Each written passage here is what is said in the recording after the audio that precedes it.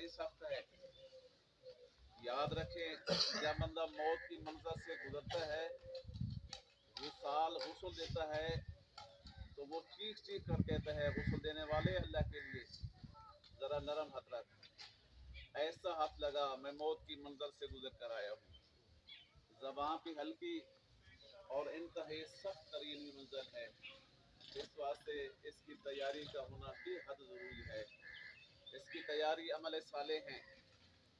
اللہ تعالیٰ نے قرآن میں فرمایا یا ایھا الذین آمنوا اذکروا اللہ ذکرا کثیرا، اے ایمان والو اپنے رب کا کثرت سے ذکر کرو. حضرت عبداللہ بن مسعود اس کی شرح بیان فرماتے ہیں اٹھتے بیٹھتے، چلتے پھرتے، سوتے جاگتے، حجر میں سجر میں، تونگری میں مفلسی میں، ہر حال میں تیری زبان یاد خدا میں مصروف رہے. انسان کا اس دنیا میں آنے کا مقصد ہی صرف اللہ کی یاد ہے.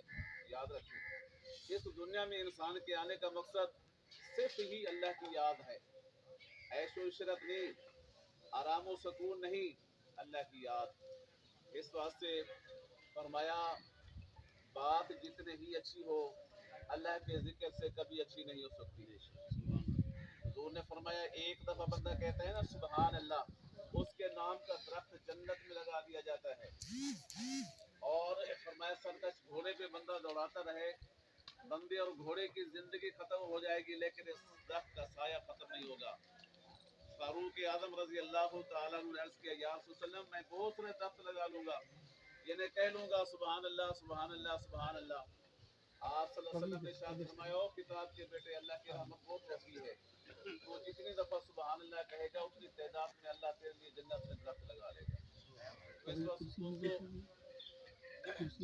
باتیں کیوں اجڑا اور تیرے اندر بادشاہوں کی محفلیں لگا کرتی تھی، تو وہ رو کر اپنی بے بسی کے عالم میں کہنے لگا سن میرے اندر سرور کی محفلیں لگی اور یہاں پہ ہر کام ہوا، صرف اللہ کا ذکر نہیں ہوا. اگر اللہ کا ذکر ہوتا خدا کی قسم میں کبھی نہ اجڑتا. یاد رکھے مقامات اللہ کے ذکر سے آباد ہوتے ہیں، مقامات اللہ کے ذکر سے آباد ہوتے ہیں.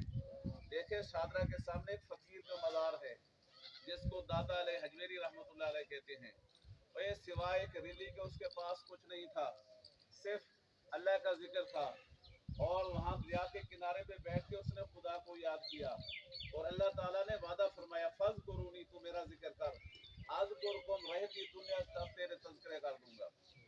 آج وہاں جا کر دیکھے ہر بندہ یہ کہتا ہے کہ یہ داتا کی نگری ہے، حالانکہ بغلیہ خاندان کے لوگ آئے، بڑے بڑے اغیار قسم کے لوگ، بڑے بڑے جو بادشاہ گزرے اور ان کے سامنے بادشاہوں کے مزار ہیں، قبریں ہیں، جہاں پہ چمگادڑ بیٹھے ہوئے ہیں، گدے اور کتے لیٹ رہے ہیں.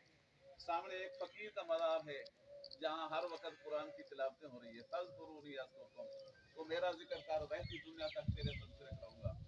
اس واسطے ان وعد اللہ حق، اللہ کے وعدے سچے ہیں.